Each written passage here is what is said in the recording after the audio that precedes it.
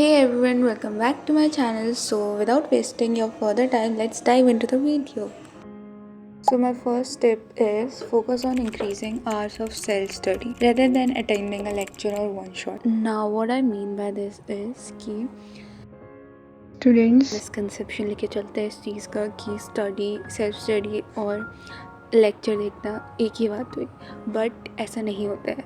Self study में तुम खुद से एनालाइज करते हो कि तुमने क्या क्या पढ़ा है, उसके बाद तुम उसे रीड करते हो, फिर उसे लर्न करते हो, तो वो सेल्फ स्टडी में आता है। क्वेश्चन प्रैक्टिस ये सेल्फ स्टडी में आता है, लेक्चर अटेंड करना नहीं आता है। Now my second tip is try to complete your syllabus by the end of October और in the mid of November.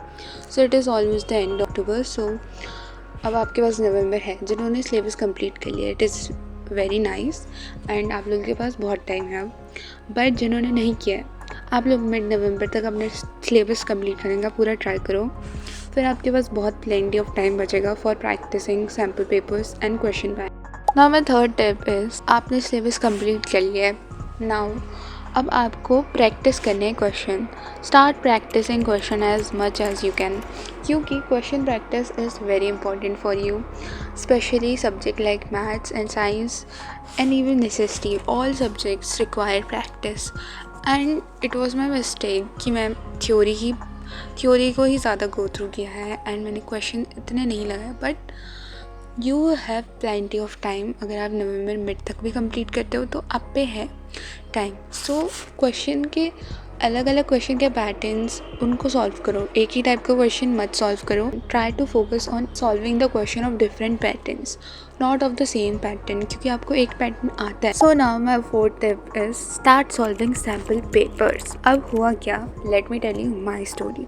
What happened कि 16 नवंबर, आई रिमेंबर 16 नवंबर तक मेरा सिलेबस कंप्लीट हो गया था, पूरा आधा महीना था।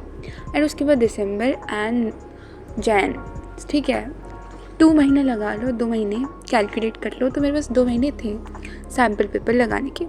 बट मेरे को ऐसा लगा कि मैं अभी टोटली प्रिपेयर्ड नहीं हूँ, मेरे को रिवाइज करना चाहिए, उसके बाद देना चाहिए।